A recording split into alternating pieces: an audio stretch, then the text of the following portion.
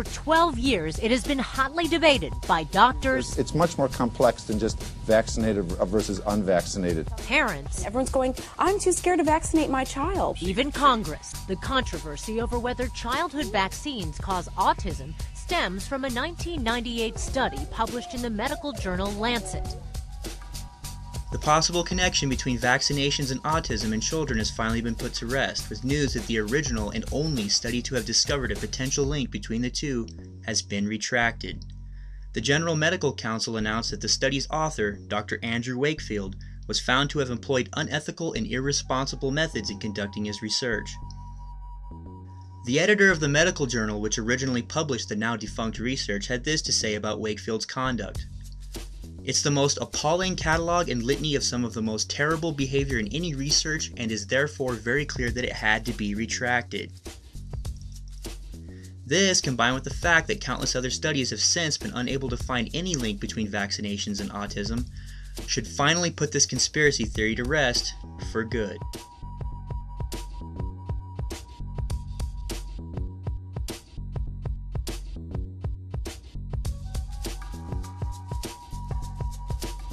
Right. Folks like Jenny McCarthy and others have really for years and years said, we believe that childhood vaccines contribute to autism. And so we talked to one of those people, and they basically said that this doesn't matter. After hearing that Wakefield's study had been retracted, and the only shred of scientific evidence that was on her side had been officially discredited, anti-vaccination conspiracy queen Jenny McCarthy issued the following statement. It is our most sincere belief that Dr. Wakefield and parents of children with autism around the world are being subjected to a remarkable media campaign engineered by vaccine manufacturers. The retraction from the Lancet was a response to a ruling from England's General Medical Council, a kangaroo court where public health officials in the pocket of vaccine makers served as judge and jury. And to this you might say, so what if a know-nothing simpleton like Jenny McCarthy is running around spreading lies and misinformation? What harm can it do? And the answer is this. McCarthy has a huge following of dedicated nutbags, and a huge portion of them are listening to what she is saying and choosing not to vaccinate their children. A decision which puts all of our children at risk. Most of us are too young to remember the days before vaccinations, and have never had to experience the many diseases that they are now able to prevent. By choosing not to vaccinate your child, you are putting him or her at risk for catching diseases such as polio,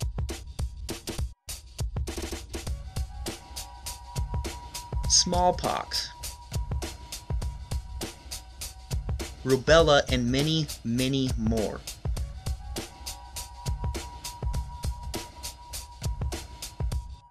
If you are thinking of not getting your child vaccinated, then I want you to first consider Jamie's story. A story in which a 20-year-old girl who was never vaccinated for meningitis ended up contracting the disease while attending college at the University of Texas. Tonight we have this story of a college student who survived meningitis only to find herself in a new battle with flesh-eating bacteria. Jamie Shanbaum contracted bacterial meningitis. The UT Austin student had a severe infection and her body almost shut down. Loss of blood flow had allowed flesh-eating bacteria to attack her arms and legs. Now she's in a new battle to save her arms and legs. Doctors recommended amputating her legs above the knee and both hands. It's really hard. I'm just tired of being here, and I wish I was there. Perfectly fine one day, and the next day she's just facing all these horrible decisions. This was a very, very severe necrosis. The doctor in Austin was proposing to do amputation above the knee.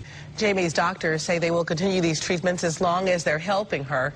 A meningitis vaccine is recommended for college students, but it is not required.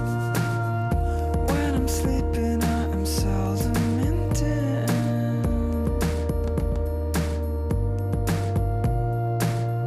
all my secrecies are patent pending.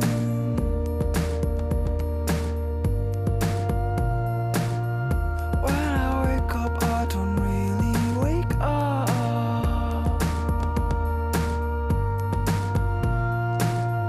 Close my eyes for all the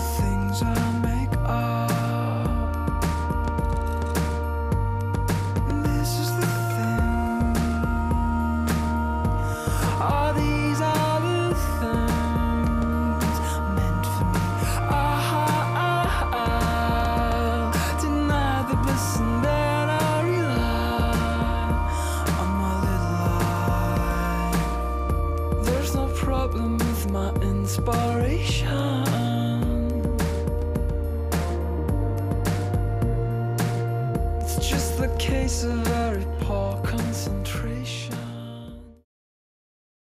Despite the fact that, dozens of studies came out afterwards which didn't support an association between autism and MMR, everybody remembered this study. We've wasted a whole lot of time chasing down that have been proven to be wrong.